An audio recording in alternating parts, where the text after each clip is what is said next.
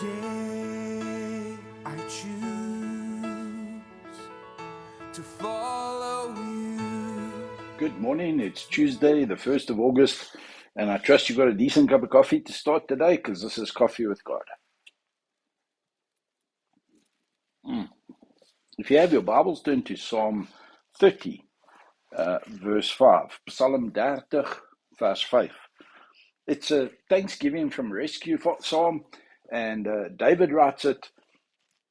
He says things like, "You have lifted me up, and you've not let my enemies rejoice over me. I cried to you for help, and you healed me. You brought me up, my soul up from Sheol." Now, imagine that your soul is in a position of such despair and despondency that you liken it to the place of death. You have kept me alive, that I would not go down to the pit. Sing praise to the Lord, you his godly ones, and praise the mention of his holiness. Then verse 5 says, "For his anger is but for a moment. His favor is for a lifetime. Weeping may last for the night, but a shout of joy comes in the morning." And I was just sitting talking to someone yesterday and mentioning the fact that so often people become despondent at the end of the day when their energy levels are low, their emotional reserves are depleted, and intellectually their brains have been stimulated for so much of the day that there's no stimulation at the end, and you're kind of in a brain fog. Most depressing and terrible thoughts come in the dark hours of the evening, of the night. And one of the things that a response counselor is told to do is to try and get a person who is very depressed and very down to wait for the morning. And verse 5 for me, in the midst of a Christian who's responding to the goodness of God, to the fact that we face troubles, we face hardships, we face depressing moments, we face a world that asks us questions all the time and doesn't really owe us anything, although that's what we think. In the midst of that situation, the psalmist here talks of a God who comes through, who saves, who lifts, who encourages, who raises up. And yeah, his anger is but for a moment. And I like the fact that the psalmist can write and say, God gets angry. We don't like to think it. And sometimes as Christians, we don't allow ourselves to show that raw emotion of anger. And yet the Lord placed emotions in us. And here it says, his anger is but for a moment. Praise the Lord for that. His favor is for a lifetime. God is actually weighted. God is actually in default to grace.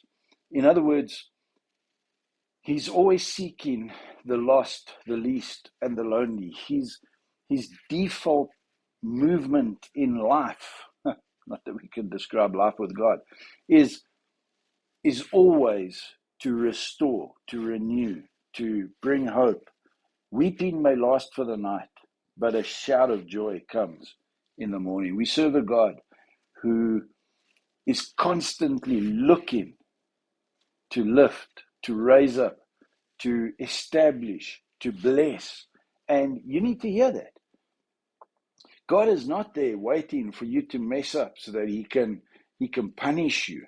He's not waiting for you to make a bad decision so that he can bring a sickness on you or a car crash in through your family. Or he's not that kind of God. He's the God who defaults to where his favor is for a lifetime. God is looking to establish you and me in goodness, in mercy, in blessing. In Afrikaans, in welgeluksaligheid. 3 maal geseën, volledig geseën. Wel is fisies geseën. Geluk is emosioneel geseën. Salig is siels geseën, geestelik geseën.